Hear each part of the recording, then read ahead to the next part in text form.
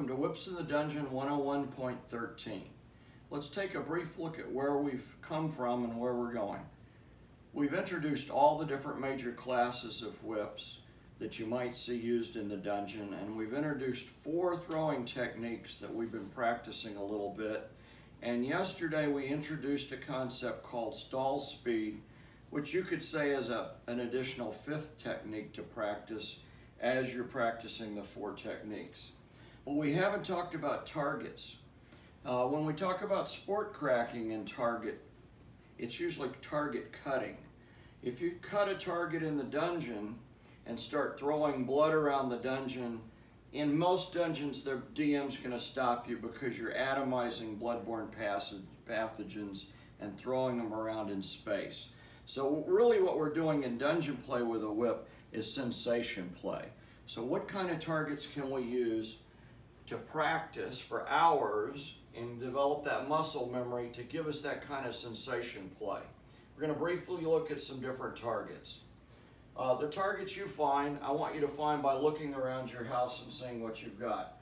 I took a plain piece of paper and drew a circle on it. You could draw a 4-inch square. That's a good 2-dimensional target because it's going to allow you to see where the whip is hitting.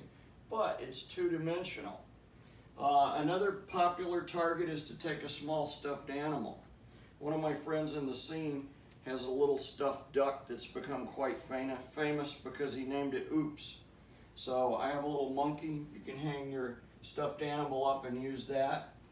Another nice target for feathering is to take a silk flower and find a flower vase or somewhere to stick it. And then for feathering, you don't want to hit the flower. You just want the cracker to be close enough as it passes the flower for the petals to move, and that way you know where you're at. All of you have seen me use my sheepskin, and I like the sheepskin because of the fur on the hide. I can see where the whip is striking and get an idea for how hard that strike is. The other reason I kind of like a sheepskin is because it reminds me a little bit of someone's back, shoulders and their butt.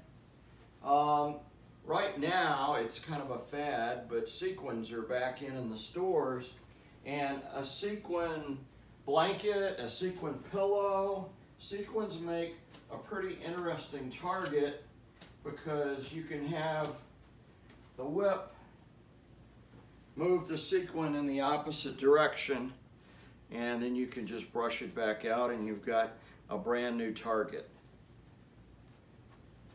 So another target I like is a t-shirt hanging on a wire hanger, free hanging on a wire hanger. The reason I like that is because a t-shirt's about the size of someone's back. So you're actually practicing, and because it's free hanging, when you get close with your whip, you can see the movement in the t-shirt. When you get want a little more of an advanced target, you just go to the fabric store and take a fuzzy remnant. Don't have to have a lot of material, just spend a few pennies, get a remnant, and sew some targets on, shoulder, shoulder, butt, butt, and then you can practice that alternating figure 8 with that type of a target. You can turn it around if you want to practice feathering the chest. You can turn it around, and there we have the chest. Another nice target when you get more into erotic play is to take a balloon and blow it up. The goal isn't to hit the balloon or pop the balloon.